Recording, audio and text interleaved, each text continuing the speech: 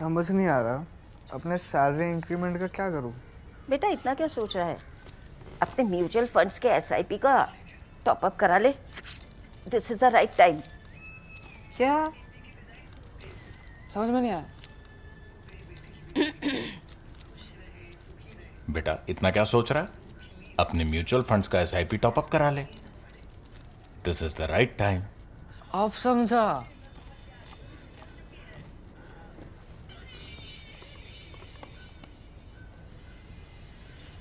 Mutual fund investments are subject to market risks. Read all scheme related documents carefully. नमस्कार, the print में आपका स्वागत है। मैं पूर्वा मंधानी, मेरे साथ है हमारे editor in chief Shekhar Gupta और हम दोनों आपके सामने हमारा ये साप्ताहिक शो शेखर से सवाल लेकर हाजिर हैं। इस बार शो थोड़ा लेट हो गया है। यूजुअली हमारा ये जो एपिसोड है सैटरडे आ जाता है, लेकिन कुछ काम के चलते शेखर का ओटीसी भी आया होगा, आपने अगर देखा ना हो तो उसका लिंक इस डिस्क्रिप्शन में है। उसके चलते हम थोड़ा लेट हो गए हैं इस हफ्ते, तो उसके लिए आपसे माफ़ी चाहेंगे, लेकिन आपने जो भी सवाल भेजे थे उसको मैं इस एपिसोड में ज़रूर दूंगी। क्योंकि इस बार हम इसलिए लेट हो गए पूर्वा, क्योंकि शुक्रवार को फ्राइडे को मैं हैदराबाद में था, क्योंकि हैदराबाद को हमारा ऑफ द कफ वहां से खत्म करके मैं आया, तो हमें समय मिला नहीं, तो इसलिए एक दिन की माफी। और अपूर्वा, ये ऑफ द कफ जो है ये रेवंत रेड्डी के साथ है, जो तेलंगाना के मुख्यमंत्री हैं। और उसमें दिलचस्प बात यह है कि हैदराबाद में रिकॉर्ड किया, तेलंगाना के मुख्यमंत्री हैं, लेकिन ज्यादातर हिंदी में है, और हिंदी में वो हैदराबाद एक स्पेशल हिंदी होती है, उसमें है। तो आप हिंदी के दर्शक भी उसको जरूर देखिएगा। और वो बहुत नौजवान नेता हैं, 56 साल के हैं अभी, हालांकि 56 साल के दादा हैं ऑलरेडी, लेकिन दादा हर तरीके से, लेकिन वो एक दिलचस्प ऑफ द कफ है, उसको आप मिस मत कीजिए। पर आपके लिए वो off the cuff additional episode है, तो वो भी आप जरूर देखें। शेखर, पहला सवाल लूंगी। हेमंत का बोल रहे हैं, ट्रंप के टैरिफ का शॉर्ट एंड लॉन्ग टर्म से मुकाबला करने के लिए भारत किन ऑप्शंस का उपयोग कर सकता है? इसके अलावा इन टैरिफों के कारण अमेरिका के साथ भारत के लॉन्ग टर्म संबंधों पर क्या प्रभाव पड़ेगा? देखिए, टैरिफ से संबंधों पर इतना फर्क नहीं पड़ता है, टैरिफ से आपके व्यापार की स्थिति पे फर्क पड़ता है जी। अब टैरिफ का क्या है कि हमने इतने टैरिफ हाई क्यों किए हुए, हमको ये भी सोचना है। ट्रंप की जो सारी बात है, सारी बात ठीक नहीं है, लेकिन सारी बात गलत नहीं है। उनका ये कहना है कि हम तो आपका जीरो टैरिफ इंपोर्ट कर रहे हैं, आपने हमारी चीजों पे इतने टैरिफ लगाए हुए हैं। वहां तक बात ठीक है। मुझे लगता है भारत उसके ऊपर काफी समझौता के फेयर होने को तैयार है, और भारत जितना टैरिफ घटाएगा, अपने कस्टम ड्यूटी घटाएगा और जितने नॉन टैरिफ बैरियर्स घटाएगा, उससे भारत को फायदा होगा, क्योंकि वो एक रिफॉर्म होता है। 1991 का रिफॉर्म भी क्या था कि सारे इंडिया में जो ड्यूटीज थी, जिसको हम कस्टम ड्यूटी कहते हैं, वो टैरिफ कहते हैं, वो घटाए गए थे। फिर यशवंत सिन्हा ने घटाए, जसवंत सिंह ने घटाए वाजपेयी के अंडर। वो जो एक एवरेज रेट करीब 13% पे आ गया था, वो मोदी सरकार के 10 साल में 17-18 के आसपास पहुंच गया है, क्योंकि दोबारा से प्रोटेक्शनिज्म वापस आ रहा है, और दोबारा से बॉम्बे क्लब जिसको हम बोलते थे वापस आ रहा है जी। अब वो भारत जैसे देश के लिए, देखिए सबसे बड़ी आपकी कमजोरी क्या है अमेरिका के आगे? आप चीन को देखिए। वो चीन के साथ तो उसका इतना बड़ा ट्रेड डेफिसिट है, करीब चीन का तो खुद सारी दुनिया से ट्रेड सरप्लस करीब $1 ट्रिलियन है, उसमें से बहुत ज्यादा तो अमेरिका के साथ है। और चीन रूस से जितना हम तेल ले रहे हैं उससे बहुत ज्यादा तेल ले रहा है। तेल क्या, गैस ले रहा है, पाइपलाइन से गैस ले रहा है। वो तो उसको क्यों नहीं बोल रहा है? क्योंकि चीन के पास काफी ऐसी चीजें हैं जिनके बिना अमेरिका का काम नहीं चल सकता है। एक तो चीन के पास, जैसे हम रेयर अर्थ मैग्नेट्स बोल लें या सेमीकंडक्टर्स बोल लें, इस तरह की चीजें बहुत हैं। और दूसरी बात, जो कंज्यूमर गुड्स भी चीन बना के देता है जिस दाम पे, उसके बिना अमेरिका को गुजारा नहीं है। उनके स्टोर्स खाली हो जाएंगे, और अगर वो उस पर टैरिफ बढ़ाएंगे तो उनका इन्फ्लेशन बिल्कुल काबू से बाहर हो जाएगा। भारत इस समय ये व्यापार समझने के लिए हमें समझना पड़ेगा कि सर्विसेज एक चीज होती है, मर्चेंडाइज एक चीज होती है। तो मर्चेंडाइज के ऊपर होते हैं टैरिफ, सर्विसेज के ऊपर टैरिफ नहीं होता। आप वीजा कार्ड यूज करते हैं, आप मास्टर कार्ड यूज करते हैं, आप अमेरिकन एक्सप्रेस यूज करते हैं यहाँ पे, तो वो सर्विस है जो एक अमेरिकन कंपनी की है जी। लेकिन उसके ऊपर टैरिफ नहीं है। भारत आपको उनके ऊपर टैक्स चार्ज नहीं कर रहा कि आपने यहाँ पे इंडिया में एक्सपोर्ट कर रहे हो। तो सर्विसेज अलग होती हैं। तो भारत का काफी एक्सपोर्ट जो अमेरिका को है वो सर्विसेज है। उसको छोड़ दे मर्चेंडाइज। तो मर्चेंडाइज में कौन सी ऐसी चीज हमारी है जिसके बिना अमेरिका का काम नहीं चल सकता? ये बड़ी बात है सोचने की। और यही आगे काम करने की बात है। ये इसको बढ़ाने के लिए भारत में असली हाई क्वालिटी मैन्युफैक्चरिंग और हाई क्वालिटी प्रोडक्ट्स और ऐसी चीज़ें जिनके अंदर अपने साइंस की ज़रूरत हो वो चाहिए। उसके लिए भारत के उद्यमियों को अपने आप निवेश करना पड़ेगा और compete करना पड़ेगा दुनिया के दामों के साथ। जी। वो compete आप अगर सरकार माई बाप बन के आपके ऊपर छत्र छाया लेके खड़ी रहे तो आप कभी नहीं कर पाओगे। मैं इसको बार बार कहता हूं कि जो 30 कंपनियों का सेंसेक्स बनता मान लीजिए 1991 में, उसमें से 18 कंपनियां तो आज उनका वजूद ही नहीं है। कहाँ है और के, कहाँ है प्रीमियर ऑटोमोबाइल्स, कहाँ है हिंदुस्तान मोटर्स? 18 कंपनियों का वजूद ही नहीं है और जो बाकी हैं उनमें से भी सब सेंसेक्स में नहीं है। तो ये कैपिटलिज्म का क्रिएटिव डिस्ट्रक्शन होता है जो बहुत ज़रूरी है और उसके लिए कंपटीशन चाहिए। तो दुनिया से सारी गलत बातें हमें नहीं सीखनी है कि वो टैरिफ बढ़ा रहे हैं तो हम भी बढ़ाएं। हम तो ये गलत बात पहले ही जानते हैं क्योंकि हमने टैरिफ अपने हाई रखे हुए हैं। तो मैंने पहले लिखा भी था कि thank you Trump for putting the gun on our heads. इसी तरीके से हम रिफॉर्म करेंगे तो हमको इसको 1991 जैसा मौका समझ के दबादब इस समय सुधार करने चाहिए। शेखर ने जिस आर्टिकल की बात की उसका लिंक इस वीडियो के डिस्क्रिप्शन में है, वो आर्टिकल भी आप ज़रूर पढ़ें।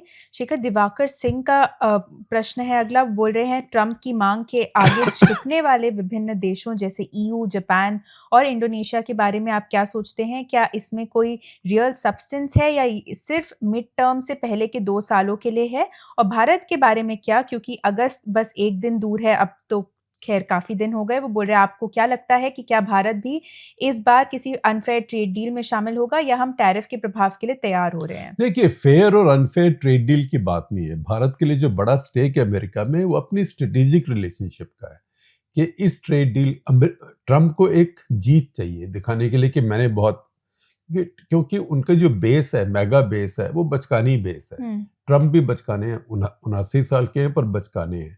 अब भारत, प्रॉब्लम यह है कि जो ट्रम्प को चाहिए चमचागिरी, एक तरह से फ्लैटरी और उनकी तारीफ, लेकिन जो दुनिया के कई नेता हैं, मोदी जी भी, उनको भी चाहिए तारीफ। तो वो ऐसे में मोदी जी कैसे नजर आए कि वो ट्रम्प की ऐसे तारीफ कर रहे हैं या भारत उसकी ऐसे तारीफ कर रहा है? यूरोप वालों को फर्क नहीं पड़ता। डैडी बोल दिया मार्क रूटे ने, जो पहले नीदरलैंड्स के प्राइम मिनिस्टर थे, नेटो के अब चीफ हैं, डैडी बोल दिया, सब डैडी बोल रहे हैं। तो वो उनकी अपनी एक जमात है, वो ये काम कर सकते हैं। भारत के लिए टफ है। भारत को अपनी स्ट्रेटेजिक रिलेशनशिप देखनी है क्योंकि इस समय दुनिया में चीन तो आपका दोस्त नहीं है। चीन पाकिस्तान जुड़े हुए हैं आपस में।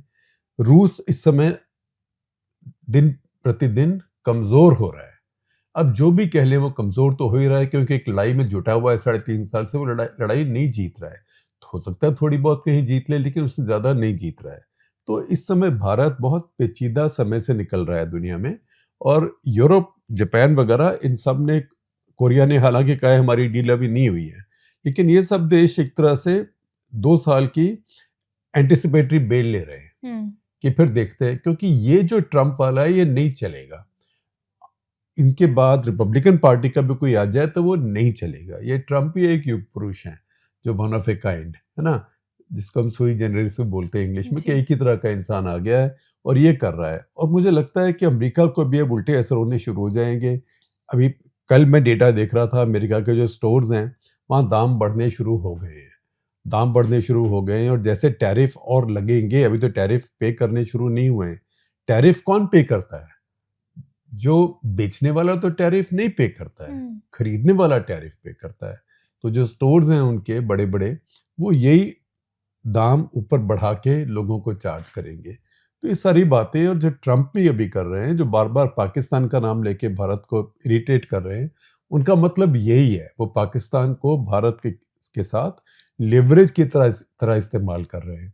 अब इसके अंदर बहुत सोच समझ के काम करना पड़ेगा। और मैं कहूँगा कि अभी तक सरकार ने इसमें ठीक किया है, मोदी सरकार ने, कि इसमें कोई बेट नहीं ली है, कोई उल्टा जोर से रिएक्शन। सोशल मीडिया पे लोग कहते रहते हैं, पर किसी ने, ना बीजेपी ने ना आरएसएस ने, किसी ने कोई ये नहीं कहा है कि हम खड़े हो जाएंगे आपके सामने, हम डरते नहीं है। किसी ने ऐसे नहीं कहा है। जो मोदी जी की स्पीच थी वाराणसी में, वो भी ये थी कि स्वदेशी करना चाहिए, मेक इन इंडिया करना चाहिए। वो तो जिसको हम अंग्रेजी में बोलते हैं मदरहुड एंड एप्पल पाई, उस तरह की स्पीच थी। शेखर, अगला सवाल आशीष सहगल का है। बोले, ट्रंप और मोदी करीबी होने का दावा करते हैं और दुनिया जानती है कि ट्रंप मामलों को सुलझाने के लिए दूसरे नेताओं के फ़ोन कॉल्स के लिए हमेशा तैयार रहते हैं। फिर मोदी ने ट्रंप को फ़ोन करके उनसे 90 दिन के लिए या ट्रेड डील तक टैरिफ्स को टालने के लिए क्यों नहीं कहा? आखिरकार ट्रंप ने मेक्सिको पर व्यापार समझौते को 90 दिनों के लिए टाल दिया था। देखिए, वो हो सकता था, लेकिन इसके पीछे पेचीदगी जो है वो ट्रंप का सीज फायर वाली बात है। ट्रंप चाहते हैं कि उनको भारत भी एक्नॉलेज करे कि उन्होंने सीज फायर करने में मदद करी। जी। ये मैंने पिछले हफ्ते के नेशनल इंटरेस्ट में लिखा था, आप लिंक शेयर कर लीजिएगा, कि इसमें कोई नुकसान नहीं था। हम ये नहीं कहते कि आपने इसमें मीडिएट किया, वाजपेयी जी कहते थे आपने फैसिलिटेट किया। आप अब फैसिलिटेट क्या कहने की बात है कि अरे पाकिस्तानियों का दिमाग खराब हो जाता है, शुक्र है उनको आपने समझाया, नहीं तो उनकी तो पिटाई हो जाती, उनको तो इतना नुकसान हो जाता। आपने उनको बचाया सेल्फ डिस्ट्रक्शन से, चलिए अच्छी बात है। लेकिन क्योंकि उन्होंने पहले सीज फायर अनाउंस कर दिया और एकदम राहुल गांधी बोल गए, जब राहुल गांधी कुछ बोलते हैं तो मोदी उससे रिएक्ट किए बिना नहीं रह सकते हैं, तो उस ट्रैप में वो फंस गए। नहीं तो ये काम हो सकता था, और अभी भी अल्टीमेटली मुझे लगता है ऐसे ही होगा, क्योंकि भारत और अमेरिका इस समय, अगर आप देखें कि सी राजा मोहन का एक आर्टिकल एक्सप्रेस में जो कल है, उसका लिंक हम आपसे शेयर कर लेंगे, उसको देखिएगा। बहुत अक्लमंदी से उन्होंने बोला है कि इसको कैसे होना चाहिए। शेखर, अगला सवाल विभव कबूरी का है। बोल रहे, पाकिस्तानी अधिकारी अक्सर अपने खरबों डॉलर के खनिज भंडार और विशाल तेल भंडारों के बारे में बार बार कहते रहते हैं, जबकि न तो कुछ खोजा गया है और न ही सिद्ध हुआ है। आपको क्या लगता है कि वर्तमान अमेरिकी प्रशासन इस बात पर क्यों विश्वास कर रहा है और भारत अमेरिका संबंधों को खराब कर रहा है? देखिए, पहली बात तो है कि मुझे लगता नहीं कि अमेरिकन प्रशासन इस पर विश्वास कर रहा है, क्योंकि अगर हो भी, अगर मान लीजिए रेयर मेटल हो, तो उसको तो निकलते हुए 10-12 साल 15 साल लग जाते हैं, फिर उसको प्रोसेस करना पड़ता है। अमेरिका में भी प्रोसेसिंग के सिस्टम जो पहले था खत्म हो गया, क्योंकि उन्होंने कहा कि एनवायरमेंटल डिग्रेडेशन बहुत होती है उससे, तो चाइना को करने दो। तो ये ट्रंप के 4 साल में तो हो नहीं सकता। अच्छा, ये फैंटेसी कि मैं तीसरी टर्म कर लूंगा, वो अमेरिका में नया संविधान आ जाए तो कौन जानता है, पर ऐसे होने वाला नहीं है। तो ये अभी 2.5 साल में तो मेरे ख्याल उसमें 100 गज भी नहीं खुदेगा, अगर कुछ होगा भी। आज तक कोई साइंटिफिक जियोफिजिकल जियोलॉजिकल सर्वे में कोई ऐसी फाइंडिंग नहीं है कि बहुत ज्यादा रेयर मेटल्स हैं। तेल में भी वही बात है, तेल हो सकता है 3-4-5 साल में निकल सकता हो, लेकिन वो भी अगर होगा भी तो ट्रंप के समय में नहीं निकलेगा। तो ये नहीं उनको लग रहा कि अभी मैं निकाल लूंगा। और दूसरा बात जो उन्होंने बिल्कुल हास्यास्पद बोली कि हम अभी फैसला कर लेंगे कौन सी कंपनी को असाइन करना है। अमेरिका में सरकार किसी कंपनी को नहीं बोलती, मतलब यहाँ वहाँ पे ONGC, जैसे पाकिस्तान में OGDC है, oil and gas development corporation, हमारा oil and natural gas corporation है, ये सरकारी कंपनी है। उनको आप कह सकते हैं ये ऑयल इंडिया लिमिटेड है, उनको आप जाके कह सकते हैं कि ये करो। अमेरिका में तो कोई सरकारी कंपनी नहीं है, तो बोल दें किसी को तो क्यों करेगा। और सच बात यह है कि एक्सॉन $100 मिलियन से ज्यादा खर्च कर चुकी है पाकिस्तान के उन्हीं एरियाज में ऑफशोर तेल ढूंढने में। 136 कुएं खोद के कुछ नहीं मिला उनको। तो ये एक वीडियो है, अगर मिल जाएगा तो आपको दिखाएंगे। ये एक बहुत बड़ी कॉन्फ्रेंस में जुल्फिकार अली भुट्टो 1973 में एक बोतल में तेल लेके आए हैं, शायद पेट्रोल पंप से डीजल ले आए होंगे। बोले देखो हमको तेल मिल गया है, 3 साल के अंदर पाकिस्तान बिल्कुल सेल्फ सफिशिएंट हो जाएगा। ये 52 साल पहले की बात है। तो ये ऑयल नहीं है, ये स्नेक ऑयल है। लेकिन जो ट्रंप इसको इस्तेमाल करे, उनको लगता नहीं कि अभी उनको तेल मिलने वाला है। वो सिर्फ इसलिए कि भारत से खास करके लेवरेज पैदा कर रहे हैं। और कुछ एक ये भी बात है कि ट्रंप का एक फैसिनेशन है डिक्टेटर्स के लिए, और फौजी डिक्टेटर जरा शू शां करके आता है, और पाकिस्तानियों को फ्लैटरी बहुत आती है। अब जैसे देखिए, उनको नोबेल प्राइज के लिए सबसे पहले पाकिस्तान ने रिकमेंड किया। अमेरिका की बात देखिए कि उनको पाकिस्तान ने भी रिकमेंड किया नोबेल प्राइज के लिए, इजराइल ने भी रिकमेंड किया नोबेल प्राइज के लिए, और पाकिस्तान इजराइल को एक कंट्री नहीं मानता है, उसको वो इलीगल जायनिस्ट एंटिटी बोलता है। तो ये सारी कॉन्ट्रडिक्शंस, विरोधाभास जो है, इसके बीच में सब फंसे हुए हैं।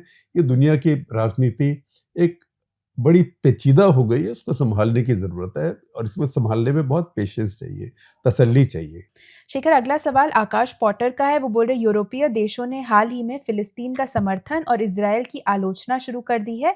आपके अनुसार इस हृदय परिवर्तन का कारण क्या है? क्या वे सचमुच फिलिस्तीन का समर्थन कर रहे हैं या ट्रंप और अमेरिका पर पलटवार करने का एक तरीका है? देखिए, एक तो यह है कि जो गाजा में हो रहा है वो चाहे इजराइल का बहुत बड़ा समर्थक भी हो, वो गाजा में जो हो रहा है उसको तो डिफेंड करना तो छोड़ दीजिए, सबको वो बुरा लग रहा है, दिल टूट रहा है सबका, और किसी के लिए भी वो डिफेंसिबल नहीं है। बल्कि अब तो स्थिति गाजा में ऐसी हो गई है कि वो ट्रंप के लिए भी डिफेंसिबल नहीं है। इसलिए ट्रंप भी नेतन्याहू से परेशान है, लेकिन वो पॉलिटिक्स ऐसी है कि एक लिमिट से आगे कुछ कर नहीं पा रहे हैं। अब वो विटकॉफ को भेजा है, विटकॉफ को लगता है कि नेतन्याहू ने बेवकूफ़ बनाया। तो ये यूरोप की भी वही इम्पेशंस है, लेकिन यूरोप एक कहता रहेगा लेकिन उससे आगे करेगा नहीं। अब ये कहना कि हम फिलिस्तीन को मान्यता दे रहे हैं, जब तक आप इजराइल से उस पर एक्शन नहीं करवाएंगे तो कोई असर ही नहीं होगा। और अभी नेतन्याहू जब गए थे अमेरिका में तो उन्होंने कहा कि हाँ 2 स्टेट सोल्यूशन हो सकता है, जब पूछा गया, लेकिन जो दूसरी स्टेट होगी, हमने पहले भी बोला था, उसके पास अपनी सेना वगैरह नहीं होगी, तो वो ताकि किसी और के लिए थ्रेट ना हो। ये जो ऑफर था ये क्लिंटन के समय में क्लियरली ऑफर किया गया था, वो हाँ भी की थी अराफात ने, लास्ट मिनट पे वो मना कर गए। तो वो जो ट्रेन थी ना वो स्टेशन छोड़ चुकी है दोनों तरफ से, क्योंकि नेतन्याहू के लिए भी अभी क्या एक चुनौती है कि जिस दिन लड़ाई बंद हुई उस दिन उनकी नौकरी गई, प्राइम मिनिस्टरशिप गई, और जिस दिन उनकी प्राइम मिनिस्टरशिप गई उस दिन उनके जो कोर्ट केसेस हैं जो करप्शन के ऊपर हैं वो शुरू हो जाएंगे। जब तक वो प्राइम मिनिस्टर हैं तब तक उनको इम्यूनिटी है। तो ये सारी पेचीदगियां हैं इस स्थिति में। तो यूरोप इस समय प्रेशर बढ़ा रहा है। मुझे नहीं लगता कि ये तरीका इनडायरेक्टली अमेरिका पे प्रेशर बढ़ाने का है। यूरोप का एक अपना भी साइकोलॉजी है, माइंडसेट है। यूरोप में लिबरल पार्टीज भी हैं, लेकिन साथ साथ यूरोप की एक सेकेंड वर्ल्ड वॉर, नाजी समय की कॉन्शियस भी है। तो इसलिए ज़रूरत से आगे वो नहीं जाएंगे। फ्रांस, मैं कहूँगा, एक तरह से लीड ले रहा है इसमें। शेखर, अगला सवाल विश्वास भंडारकर का है। वो बोल रहे संसद में औपसिंदूर पर बहस से निराश हूँ। भारत को समृद्धि की ज़रूरत है। समृद्ध होने के लिए भारत को आर्थिक सुधारों और फ्री मार्केट इकोनॉमिक्स की ज़रूरत है। वास्तव में भारत अगले 10 सालों तक एवरेज $3,000 से $4,000 पर कैपिटा इनकम के साथ 1.5 बिलियन लोगों का भरण पोषण नहीं कर सकता। 1.5 बिलियन लोगों वाले भारत जैसे देश के लिए कम पर कैपिटा इनकम एक डिस्टेबलाइजिंग फैक्टर हो सकता है। भारत को ऐसे रिलेंटलेस इकोनॉमिक रिफॉर्म्स की आवश्यकता है जो हमारी एवरेज पर कैपिटा इनकम को बढ़ाएंगे। ये वास्तव में भारत में प्रवेश करने वाले बाहरी आतंकवाद के समान ही एक राष्ट्रीय सुरक्षा का मुद्दा है। दुख की बात है कि भारत में कोई भी राजनीतिक दल रिलेंटलेस इकोनॉमिक रिफॉर्म्स के लिए प्रयास नहीं कर रहा। यहाँ तक कि संसद में भी हम विपक्ष को सत्तारूढ़ सरकार पर सुधारों की कमी को लेकर हमला करते नहीं देखते, चाहे सरकार विपक्ष में कोई भी राजनीतिक दल हो। ऐसा क्यों है? देखिए, एक तो हमारी राजनीति टूटी हुई है, क्योंकि अब बीजेपी और अपोजिशन खास करके कांग्रेस एक तरह से दुश्मन हो गए। अब जब संसद चलती है तो उसको चलाने की जिम्मेवारी रूलिंग पार्टी की होती है। तो रूलिंग पार्टी को एक कांग्रेस पार्टी से कुछ लेवल तक अपने संबंध, मैं ये नहीं कहता कि आप लड़िए नहीं, इलेक्शन में लड़िए, लेकिन नेशनल इंटरेस्ट के ऊपर, बहुत चीज़ों के ऊपर एक दूसरे को कॉन्फिडेंस में भी लेना होता है, जो कि आजकल हमारे यहाँ नहीं हो रहा है जी। एक तो दूसरी बात यह कि आपकी बात से मैं बिल्कुल सहमत हूँ। आपका सोल्यूशन बिल्कुल ठीक है, प्रिस्क्रिप्शन आपने नुस्खा बिल्कुल ठीक लिखा है, लेकिन मरीज वो गोली खाने को तैयार नहीं है, तो आप क्या करेंगे? क्योंकि भारत को एक न्यू जनरेशन इकोनॉमिक रिफॉर्म्स की ज़रूरत है। अब हम जिसको मर्जी चीज़ को कह के सोशल मीडिया पे 500 लोग वही रिफॉर्म 8% हो जाएगी, 9%, ग्रोथ ऐसे नहीं आती है। तो ग्रोथ के लिए आपको बहुत रिफॉर्म करना पड़ता है और बहुत बदलाव करने पड़ते हैं, और सरकार को अपनी बहुत पावर छोड़नी पड़ती है। वो ही सरकार से आज तक कोई इंडिकेशन नहीं मिली कि सरकार अपनी पावर छोड़ना चाहती है, बल्कि लगता है सरकार और ज़्यादा बढ़ा रही है। क्योंकि अगर आप नई दिल्ली में घूमें या दिल्ली में सारी में घूमें, देखिए कितने नए भवन बन के आ गए। तो ये मिनिमम गवर्नमेंट वाली सरकार तो नहीं है। लेकिन सुधार का अब पर्पस ये है कि वो सुधार का जो डायरेक्शन है दिशा है वो ये है कि मिनिमम गवर्नमेंट होनी चाहिए और काफ़ी एरियाज को फ्री छोड़ना चाहिए कि आप जाइए, compete कीजिए, रॉ मटेरियल्स ढूंढिए, आप अपनी बेस्ट ब्रेन पावर ढूंढिए, आपको बाहर से लोग लाने एक्सपर्ट्स तो आप लाइए।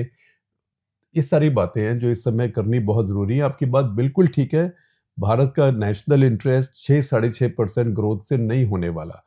ये सिर्फ हम बार बार कहते रहते हैं फास्टेस्ट ग्रोइंग लार्ज इकोनॉमी। इस समय वियतनाम 7%, 7.5% पे ग्रो कर रही है। अब आप बोले वो लार्ज नहीं है, अरे भाई 6-7 करोड़ तो वहाँ भी पॉपुलेशन है ना, छोटा देश नहीं है वो। और वो आपसे आगे ग्रो कर रहा है, तो उनको देखो जो आपसे बेहतर कर रहे हैं। और भारत जैसे देश में इतनी लो पर कैपिटा इनकम में $2800-2900 हैं, इसमें हमें कम से कम 7.5-8% ग्रोथ चाहिए। मैं हमेशा कहता हूं कि भारत जैसे देश में जहां लो इनकम है ऑलरेडी, 7% से कम ग्रोथ, जैसा कि आपने कहा, सोशली डिस्टेबलाइजिंग है। अगला सवाल गौतम सिंह का है शेखर। वो बोल रहे हैं उनका प्रश्न है कि मोदी शाह बीजेपी ने आज तक लाल बहादुर शास्त्री, पीवी नरसिम्हा राव जैसे कांग्रेस लीडर्स को डायरेक्टली अटैक नहीं किया है और वो ज़्यादातर अपना फोकस गांधी फैमिली और डॉक्टर सिंह पे रखते हैं, लेकिन इस बार प्राइम मिनिस्टर ने अपनी स्पीच में 2 बार शास्त्री जी के डिसीजंस को उठाया। बोल रहे is there something to be read between the lines? नहीं, बिटवीन द लाइन्स कुछ नहीं है, ये तो लाइन्स में ही है। वो ये है क्योंकि इस बार इतने प्रेशर में थे, और प्रेशर में खास करके इस बात में ये थे कि आपने युद्ध विराम क्यों किया। अब जहां तक युद्ध विराम की बात है, भारत ने तो युद्ध की तैयारी करी नहीं थी, भारत युद्ध चाहता ही नहीं था, इतना ही लिमिटेड करना था। बल्कि 7 की सुबह ही भारत ने कह दिया था कि हमारा काम हो गया है। वो बहावलपुर में, मुरीदके में जो 9 अड्डों पे अटैक किया था, हमें और कुछ नहीं करना है। ये तो पाकिस्तान ने 2 दिन और बढ़ाया, भारत ने अपनी फौज की छुट्टी कैंसिल नहीं करी, भारत ने मोबिलाइजेशन नहीं किया, भारत में लड़ाई की प्लान नहीं थी। और ये ऑपोजिशन का केस भी नहीं हो सकता कि आप इस बार आर और पार की लड़ाई कर देते, वो छेड़ रहे हैं रूलिंग पार्टी को। अब रूलिंग पार्टी ने अपने आप की इतनी नेशनलिस्ट पोजीशन बनाई हुई है कि उनके लिए मुश्किल हो जाता है इससे बाहर निकलना, तो वहीं वो इस समय फंसे हुए हैं। शेखर, अगला सवाल अनुभव सक्सेना का है। वो बोल रहे हैं हम अपने एग्रीकल्चरल सेक्टर को कंपटीशन के लिए क्यों नहीं खोलते? इससे फार्मर्स फार्म बिल जैसे प्रोग्रेसिव रिफॉर्म्स को स्वीकार करने के लिए मजबूर होंगे, प्रोडक्टिविटी बढ़ेगी और भारत कृषि आधारित अर्थव्यवस्था से दूर होगा। शॉर्ट टर्म लाभ के लिए हमारे राजनेता बिग पिक्चर क्यों नहीं देख पाते? देखिए, पहली बात, आपकी बात बिल्कुल ठीक है, आपका सवाल भी ठीक है, लेकिन पहली बात तो बताऊं कि भारत कृषि पर आधारित अर्थव्यवस्था नहीं है। इस समय कृषि का जो कंट्रीब्यूशन है हमारी जीडीपी में करीब 16% है, 15 से 17 होता है, इस समय करीब 16% ही है, 16। तो कृषि प्रधान नहीं है। हम भी बचपन में स्कूल में पढ़ते थे, ऐसे उसके पहला चैप्टर होता था लाइन, भारत एक कृषि प्रधान देश है। लेकिन भारत कृषि प्रधान आज से करीब 30-35 साल पहले कम हो गया, बल्कि मैं कहूँगा कि उससे भी पहले करीब 35 साल पहले खत्म हो गया। समस्या ये है कि जो खेती बाड़ी कृषि 16% जीडीपी देती है, उसमें 45% से ऊपर हमारे लोग जुड़े हुए हैं, और वही भारत की गरीबी है, और वही भारत की बिलो पॉवर्टी लाइन ना भी हो, लेकिन वेरी लो इनकम। मतलब देश की 16% इनकम 45% में शेयर हो रही है। इसका मतलब उनकी जो एवरेज इनकम है वो बाकी देश से करीब 1/3 से भी कम है। तो आपको ज्यादा से ज्यादा लोग खेती से निकाल के इंडस्ट्री में लाने हैं, चाहे ब्लू कॉलर वर्कर्स लाएं, चाहे वाइट कॉलर वर्कर्स लाएं, उसके लिए आपको इंडस्ट्री बढ़ानी है। अब मैन्युफैक्चरिंग बड़ा अच्छा आइडिया है, लेकिन मैन्युफैक्चरिंग करने के लिए लेबर लॉ का रिफॉर्म करना है, वहाँ पे आपको इलेक्ट्रिसिटी ठीक दाम पे बिजली, जो कि इतनी महंगी हो गई है, क्योंकि एक तरफ आप मुफ्त बिजली बांट रहे हैं तो कोई तो देगा ना उसके लिए, तो अपनी इंडस्ट्री की महंगी कर दी है। तो ये सारी चीजें, यही सुधार भारत में होने वाले हैं, जिससे कि चीन ने क्या किया, चीन ने इतने शहर बनाए जहाँ पे SEZs वगैरह बनाए और एक्सपोर्ट ओरिएंटेड इकोनॉमी बनाई। ठीक है, भारत के एक्सपोर्ट ओरिएंटेड शायद नहीं बनेगी, लेकिन शहर बनाए, शहरों में लोग आए, वहाँ शहरों के आसपास इंडस्ट्री होती है। कोई बिल्कुल बैक ऑफ बियॉन्ड में जाके तो इंडस्ट्री नहीं लगाता है। वहाँ पे स्कूल कहाँ से लाओगे, वहाँ पे कॉलेज कहाँ से लाओगे, वहाँ पे डॉक्टर, हॉस्पिटल, लोग जो काम करेंगे उनके कुत्ते बिल्ली होंगे, उनके वेट्स चाहिए, डेंटिस्ट चाहिए, सब कुछ चाहिए। तो वो कहीं बीहड़ में जाके इंडस्ट्री नहीं लगती है। इंडस्ट्री शहरों के आसपास लगती है। जो हमारे करंटली जो शहर हैं वो सैचुरेटेड है, इसलिए अब नए शहर बनाना बहुत ज़रूरी है। ऐसे ऐसे रिफॉर्म भारत को चाहिए जो कि एक बहुत विजनरी तरीके से रिफॉर्म होंगे और हिम्मत के साथ होंगे। शेखर, अगला सवाल श्रेयस डरने का है। वो बोले ट्रंप ने भारत पाकिस्तान युद्ध विराम के बारे में जितनी बार बात की है उससे कहीं ज़्यादा बार एसजी ने निजीकरण पर मोदी के फेलियर का जिक्र किया है। बोले मैं निजीकरण पर भाजपा के यू टर्न और इसके कारणों पर आपकी राय जानने के लिए उत्सुक हूँ। पिछले कुछ सालों में बीएसई पीएसयू इंडेक्स में उल्लेखनीय वृद्धि देखी गई है, तो क्या आपको लगता है कि सरकार सिर्फ वैल्यूएशन बढ़ाने के लिए डिसइन्वेस्टमेंट को टाल रही है, खासकर तब जब अभी कोई इमीडिएट फिस्कल प्रेशर नहीं है? नहीं, देखिए, मुझे नहीं लगता कि मोदी जी फंडामेंटली प्राइवेटाइजेशन में यकीन करते हैं, क्योंकि जब वो मुख्यमंत्री भी थे गुजरात में, तो कोई प्राइवेटाइजेशन वहाँ की स्टेट की कंपनीज के नहीं हुई। उनको लगता है कि सरकारी कंपनी को हम अच्छा चला सकते हैं और प्राइवेट कंपनी के साथ compete भी कर सकते हैं। अब पीएसयू इंडेक्स बढ़ा है, वो इसलिए भी बढ़ा है कि उन एरियाज में सब कुछ ही बढ़ा है, कई एरियाज में। अब और कुछ एरियाज हैं जो मोनोपोलीज हैं, जैसे HAL देख लीजिए। HAL का क्या है? HAL एक तो मोनोपोली है, भारत में एक ही जहाज बना सकती है, और एक मोनोपोली है, उसके पास कैप्टिव कस्टमर है इंडियन एयरफोर्स, क्योंकि एक ही कस्टमर है, वो कस्टमर कहीं और जा नहीं सकता है। तो एक तो आप सरकारी मोनोपोली हैं, ऊपर से आपके पास एक सरकारी बायर है, सोल बायर, उस पर भी आपका फुल कंट्रोल है, उस बायर के पास कोई चॉइस नहीं है। तो इस चक्कर में HAL का इतना प्राइस अच्छी बात है, प्राइस बढ़ा हुआ है। भारत सरकार को चाहिए उसमें इक्विटी और बेच के अपने 51% से ऊपर रखे, लेकिन और इक्विटी बेच के उसी पैसे को किसी और चीज में इन्वेस्ट करे। और अगर आप मुझसे पूछेंगे तो सबसे बड़ी इन्वेस्टमेंट जो भारत को भी चाहिए वो अर्बनाइजेशन। जो हमारी पहले सिटीज हैं उनमें क्वालिटी ऑफ लाइफ इंप्रूव हो और अर्बनाइजेशन हो। शेखर, अगला सवाल सूरज का है। वो बोल रहे हैं ओवैसी ने पाकिस्तान के साथ क्रिकेट का मुद्दा उठाया है। उनका कहना है कि भारत को पाकिस्तान के साथ क्रिकेट नहीं खेलना चाहिए। आपके इस बारे में क्या विचार हैं? क्या ये संभव है कि भविष्य में भारत और पाकिस्तान के रिश्ते वैसे ही हो जाएं जैसे उत्तर और दक्षिण कोरिया में है? देखिए, ये क्रिकेट को इस सबसे बाहर रखना चाहिए, ये मेरा मानना है, और ये असूल भी ठीक है। जब ईरान और इराक की इतने साल लड़ाई होती रही, और वो कितनी नास्टी लड़ाई थी, ऐसी लड़ाई कम से कम अपने लाइफ टाइम में कोई एग्जाम्पल मैंने देखा नहीं, जिसके अंदर जिनेवा कन्वेंशन फॉलो नहीं हुई, जिसमें केमिकल वेपन्स इस्तेमाल किए एक दूसरे के ऊपर, जिसमें एक दूसरे की ट्रेंचेस को फ्लड करके उसमें करंट भेज दिया ताकि सब लोग करंट से मर गए, जिसमें एक दूसरे के 10,000 प्रिजनर्स लेके उनको टॉर्चर करके मार दिया गया। नहीं तो जो प्रिजनर ऑफ वॉर होते हैं उनका जिनेवा कन्वेंशन में ट्रीटमेंट होता है। उनका तो सिंपल लॉ है कि आप उनसे नाम पूछ सकते हैं, रैंक पूछ सकते हैं, नंबर पूछ सकते हैं उसका, उसके अलावा नहीं। अब देखिए, अभिनंदन को जब पाकिस्तान में पकड़ा तो उनसे पूछा कि व्हाट्स योर नेम, उसने बोला व्हाट्स योर नंबर, उसने बोला, तो उसने बोला what was your mission, so he said this is all I am supposed to tell you. तो जिनेवा कन्वेंशन में दिया हुआ है।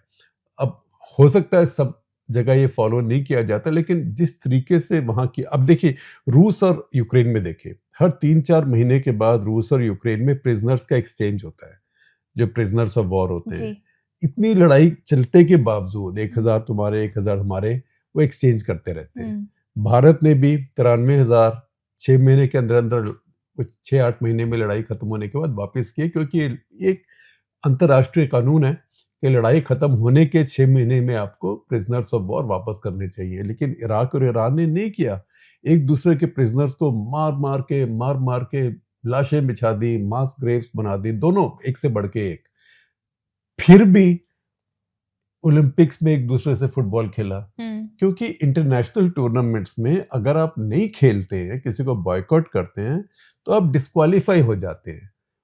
अब आप बिना बात पाकिस्तान को, तो आप अगर पिछले 20 मैच देखें तो मेरे ख्याल 18 में आपने पाकिस्तान को हराया होगा। आप उनको कंसीड करना चाहते हैं, वो करें ना आपको कंसीड। तो ये सिर्फ एक सोशल मीडिया पे और थोड़ा एंगेजमेंट फार्मिंग के लिए लोग करते हैं।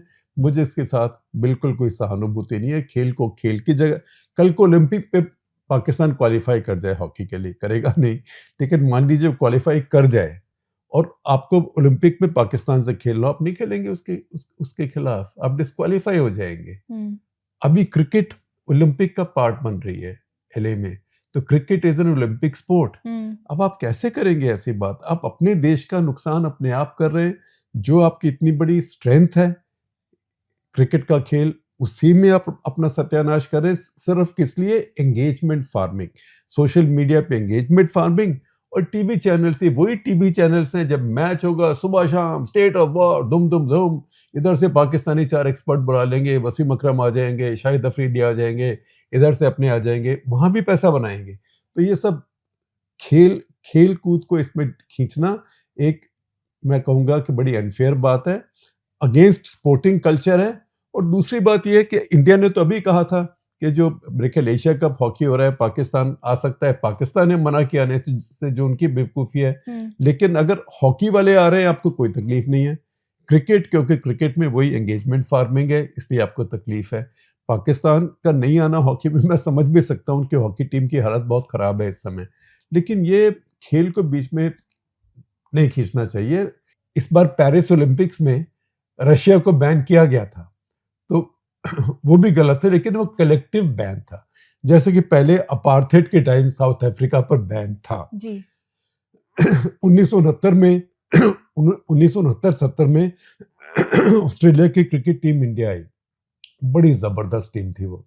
Bill Lawry, Keith Stackpole, Doug Walters, Graham McKenzie, Paul Sheahan, Brian Taber, जबरदस्त टीम थी। भारत को 3-1 से हरा के गई। एक मैच भारत जीता था दिल्ली में, वो मैंने देखा था, मेरा दूसरा टेस्ट मैच जो मैंने देखा था। बाकी सब हारे। उसके बाद साउथ अफ्रीका से खेले, तब वो सीनियर प्रॉक्टर माइक प्रॉक्टर और अली बाकर उस टाइम कैप्टन थे, और बैरी रिचर्ड, जबरदस्त टीम थी। तो साउथ अफ्रीका ने खूब पीटा ऑस्ट्रेलिया को।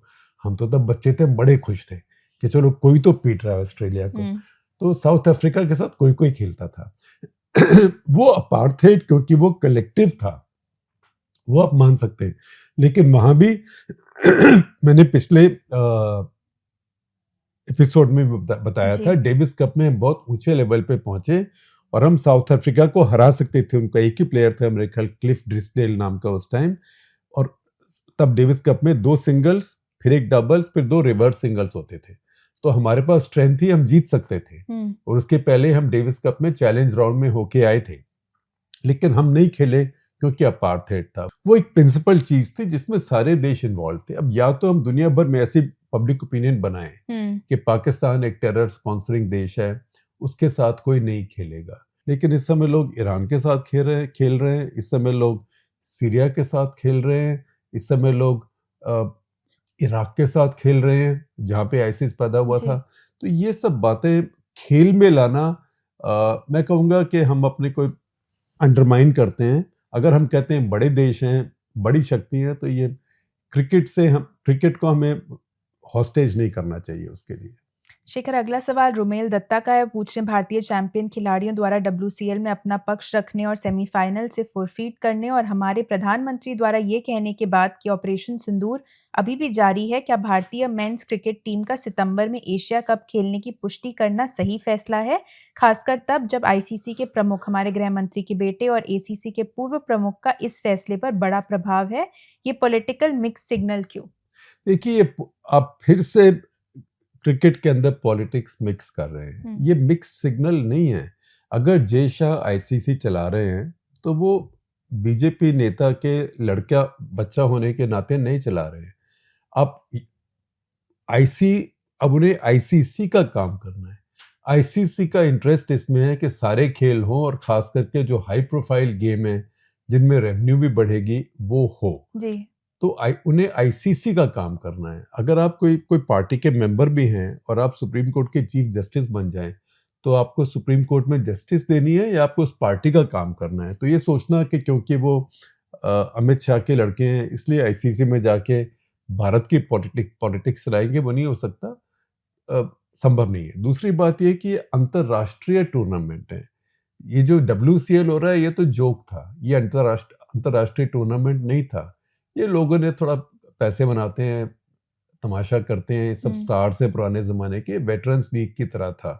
तो वो एक अलग चीज़ थी। बल्कि उसमें अब ये कहा गया है कि आगे से जब ऐसे होंगे तो वो BCCI का या भारत का झंडा या नाम इस्तेमाल नहीं कर पाएंगे, क्योंकि एक तरह से क्लब फेस्टिवल क्रिकेट है।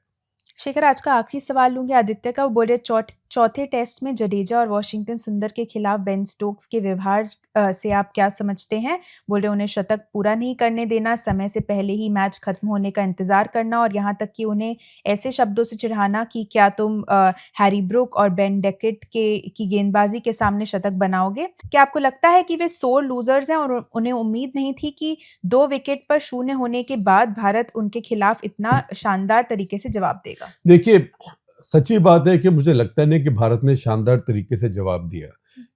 इतना जरूर किया कि हम खेलेंगे साउथ। भारत को कहना चाहिए था, अरे तुम हैरी ब्रुक को डकेट से बॉलिंग क्यों करा रहे हो? आप थक गए अंकल?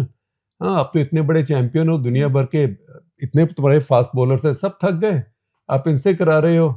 हम तो सारा दिन बॉलिंग करते हैं, करो करो जिसको मर्जी करो, हमें क्या है? हम तो आपकी टीम के कैप्टन नहीं है कि किसको बॉलिंग दे रहे हैं। और दूसरी बात, भारत की टीम ने गलती करी, मैं कहता हूं कि 100 पूरे ओवर आ गए, उनको पूरे 15 ओवर खिलाना था। ये तो जो खास करके इस तरह का सवाल उठाए उसको बोलो, देखो लोग आए हुए हैं, लोग देख रहे हैं, पैसे देके आए हैं, उनको तुम्हें पूरे दिन का खेल देना है ना, तो उनको खिलाते 15 ओवर और वो भागते दौड़ते जिससे मर्जी बॉलिंग कराते, आपको क्या है?